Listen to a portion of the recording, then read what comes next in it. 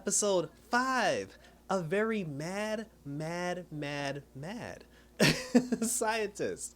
It's your boy Icon with some DC TV. And we have finally reached New York. It only took us about 3 or 4 episodes, but we're in New York now, and we're searching for Professor Davis, who's the man who laid the groundwork for time travel. Notice they did not say he invented it, but they said he laid the groundwork for it.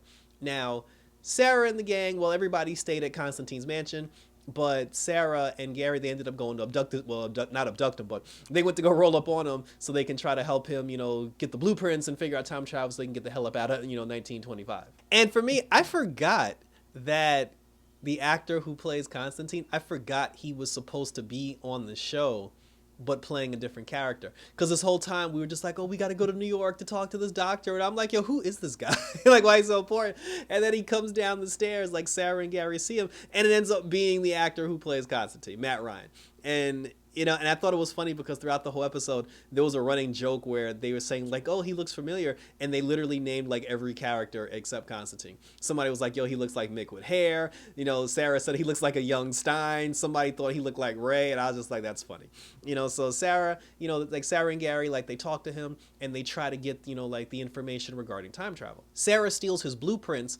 And after, OG Zari reads the blueprints, they determine that there's still one piece because Davies was supposed to go on his time, like today's the day he's supposed to invent time travel. He's supposed to go on his time travel journey. But they found out that there was still one piece that he was missing in order for him to complete his, mission in his life's work. So Sarah's whole thing is she told Gary, she was like, you go get the piece and I'll go sit with Davies and make sure he doesn't leave and make sure nothing bad happens to him. Because they also said that after today, like nobody's heard from him after today. So Sarah goes and talks to him, like she's pretending. She actually lied and said that because Thomas Edison was like the president of like the school or like the university or whatever. And Sarah had told him, she said that Thomas Edison sent me here to keep an eye on you, to make sure that you do what he needs to, he needs to get done. But because she told him, she was like, I have a task for you that Edison needs you to do. And then Davies got mad because he was just like, oh, but I got important work that I got to do today. Today's very important. I can't do this thing that Edison wants. And then she's like, you better do it or else you'll suffer the wrath of Edison. Gary goes into the lab and steals the part that they need to complete the time machine. Thomas Edison actually shows up and he tells Gary, he's just like, oh, why do you need that part? And then when Gary said like, oh, it's for Professor Davis so he can finish his time travel thing, Tom Edison got security and the police. They ran up on Davis, they handcuffed him, and they took him to the loony bin. Because for some reason, Thomas Edison, of all people, he was just like, oh, time travel is a fool's errand, and you're all crazy. And then he ended up like, snatching him and putting him in the crazy house.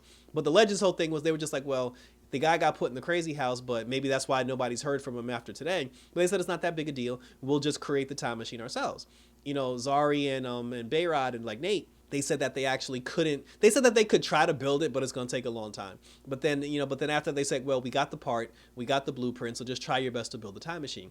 And then Ava told Sarah to return the blueprints that she stole from him because he said those original blueprints are very important to the timeline and they need to be put back where where they came from. So she's just like, yo, go put those things back in his office so history can stay on track. When Sarah goes back to his house to return the documents, she actually sees the time machine built in his living room. And then Sarah's just like, well, we don't have to wait for the Zaris to try to invent time travel. She said he already built the machine. We'll just take his machine and we'll build it ourselves. And then we'll just go off and do what we got to do. So they go to his house, they get the time machine together, they're trying to work on it. And then when Bayrod gets the part that they needed and he takes that part and he puts it into the time machine to get the time machine to power up.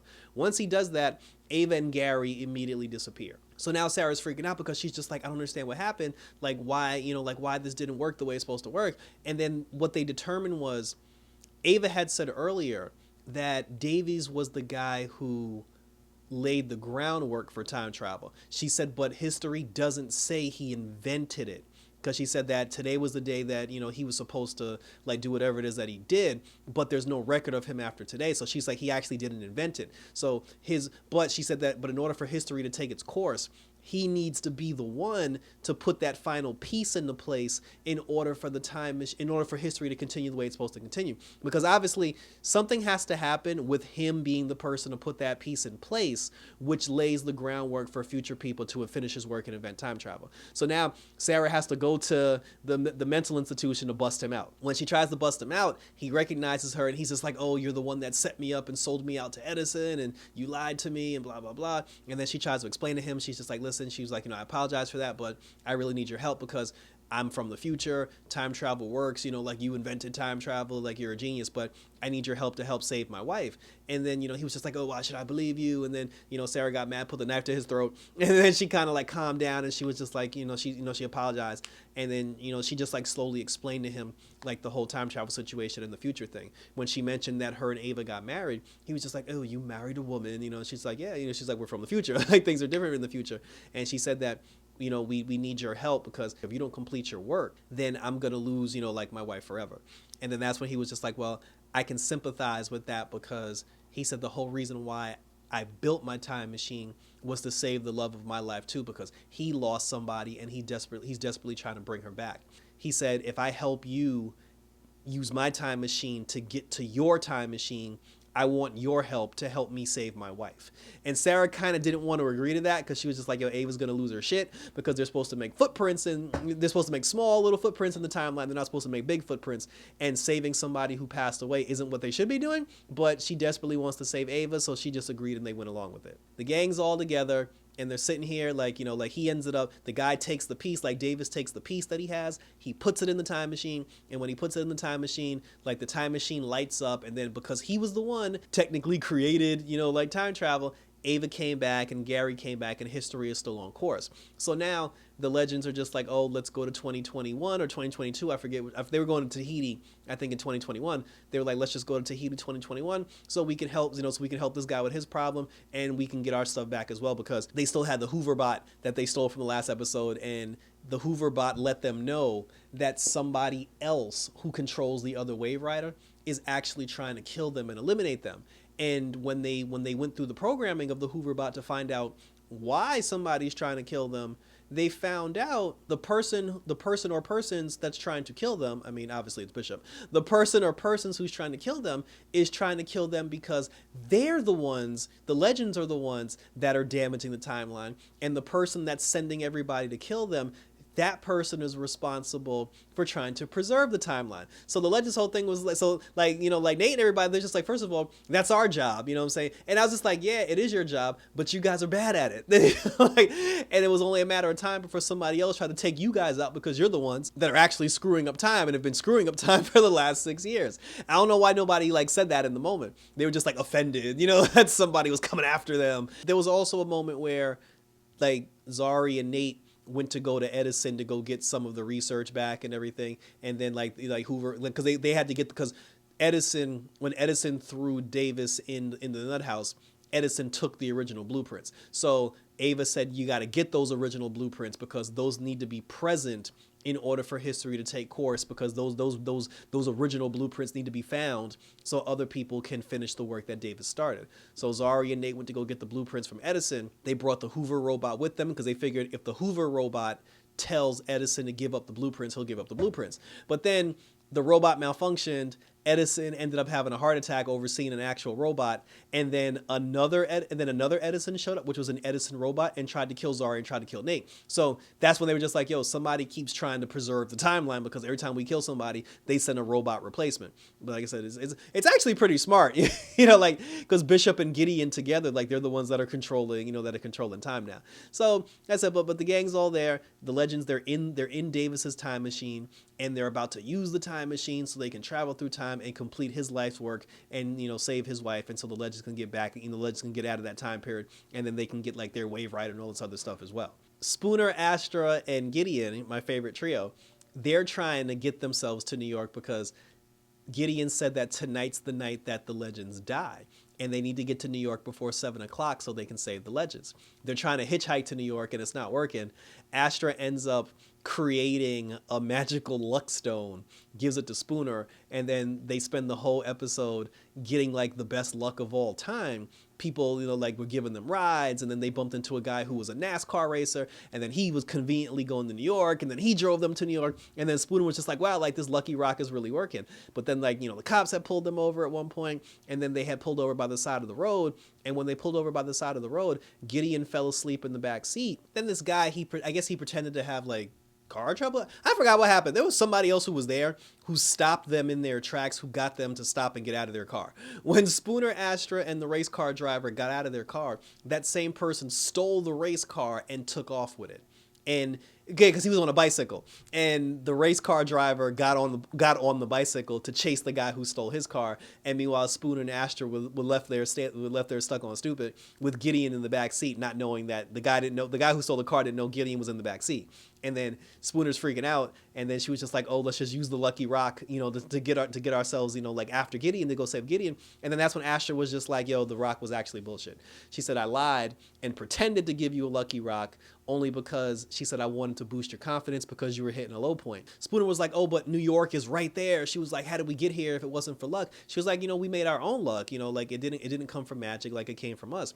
But then they were just like, "Well, what are we supposed to do now?" Because like the legends are fucked. Like it's almost 7 o'clock and the legends are about to die. And that's when Spooner got the idea. She was like, "Well, maybe we don't have to get to New York. We don't have to get to the legends by 7 o'clock. We can do it another way." And then Gideon woke up in the back seat. She took the Lucky Rock to knock the guy out, who stole the car. And then Gideon took the car to continue to drive to New York to stop the legends. So Gideon gets to New York. She's running to where the legends are. The legends are in the time machine, getting ready to activate the time machine. Because again, Gideon said, this is the moment that the legends are supposed to die.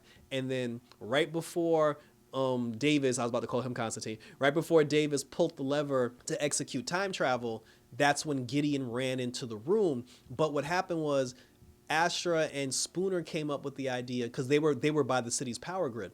Astra ended up like conjuring a lightning bolt, and she zapped a lightning bolt at the power grid to get the power in New York to cause the New York blackout. So this way they can't use the time machine and they don't have to die, because what they were saying was the time machine was supposed to explode when they tried to use it. And I feel like that's why, because when Ava kept saying Davis didn't invent time travel, he just laid the groundwork for it, and nobody ever heard of him like after today. Like today was supposed to be like his D-Day, but the reason why because they assumed nobody ever heard from him again, because he used the time machine, he traveled through time, and because he traveled through time, maybe he got stuck or something, and he never came back to his original time. What it really was, the time machine was supposed to blow up, and he was supposed to die that night. And because the legends were with him, they were all supposed to die too. So then when Astra and Spooner got to the Davis's house, they see the legend sitting there with Gideon, and Gideon's telling them the story about how she came to be. And I feel like we were cheated on that. Like, it's not that I have a problem with Astra and Spooner coming in, seeing Gideon talking to the legends, but the fact that Gideon used to be a computer and now she's a person, I really wanted to see everyone's reaction when she walked in the room and they realized it was Gideon. But fortunately, the power thing worked, and they, like Astra and Spooner had told the legends, they were just like, yeah, we knocked out the power so you guys couldn't use the machine, that was a good idea, and then everybody's, like hugged, and like the team's back together. Gideon told them that there's a power source that is needed for the time machine to be operable. And because you don't have that power source, that's what caused it to blow up. And then luckily, the power source that they needed was inside the Hoover robot, because since Bishop is creating futuristic robots that can travel through time, the necessary pieces needed to fix Constantine. The necessary pieces to fix Davis's time machine exists within those robots. So they took the piece out that they needed. They put it in Davis's time machine. The legends got back together in a circle. They flipped the switch. The Wave Rider, the villain Wave Rider, was on its way to kill them again, but they flipped the switch, and then they got transported somewhere in time we don't know. And then the episode ended because they were supposed to go to Tahiti, and when all of them got out of the time machine, they looked around and they were just like, yo, we ain't in Tahiti no more, like there's a problem. That's how the episode ended. Zari and Nate had a whole conversation about what they're going to do with their relationship, friendship. And then Nate said, hey, we can just live in John's pocket dimension. And then Zari ended up telling him, she said that she would love to live with him in a pocket dimension, but she actually wants to live with him in the totem, because she said that she built a life for herself in the totem. She built a community there. And it's not that she doesn't want to live with Nate. She would just rather live in the totem. And as soon as she said that, my first reaction was, Nate's leaving the show. Because either at the end of the season, either Nate and Zari are going to break up because he doesn't want to live in the totem anymore, or they're going to use that as a reason to get Nate off the show. Nate will be the next character to leave the show. And then at that point, it's basically Sarah left as far as like, as far as like the OGs. Like Nate was technically an OG because he came in season 2, but once Nate leave, it's a wrap. You know what I'm saying? Like, this is a whole new mess of people. And he would actually be the last superhero that left the show. There are no other superheroes left on the show that actually have like superpowers. So that was it. And thank you for tuning in. So this is cool. Seeing Matt Ryan play a different role other than John Constantine is going to be pretty interesting. Watching him play like the kooky, crazy doctor, like it'll be very entertaining. And the whole thing with Bishop and how this whole thing's unfold, because I really want to know Bishop's endgame here about why because it's like, it's one thing to send all these robots to try to kill the legends, but why does Bishop specifically want to preserve the timeline? I feel like there's a bigger story there. But in the weeks to come, we will continue to find out and talk about it. The Flash Armageddon crossover is upon us, and I seriously doubt anybody from Legends will be in the crossover, because since they're stuck in now they're stuck traveling through time. Since they're stuck somewhere in time, that'll be the excuse as to why the Legends don't join the Armageddon crossover. So we'll see if that happens, if that ties it or if it doesn't. You know, like I said, in the days and weeks to come. Check me out on Twitter. Check me out on Instagram as always, because again, we got all this DC TV coming up. I don't know when Hawkeye's supposed to start, but we will do Hawkeye when Hawkeye comes out. But until then, we're still doing Batwoman. We're still doing Legends of Tomorrow, obviously. We're still doing Young Justice. And like I said, we're doing The Flash, which starts tomorrow. So thanks for tuning in, guys. So until next time, for some more Legends and some DC TV. Look out for Mad Scientists. And until next time, I'm out this bitch.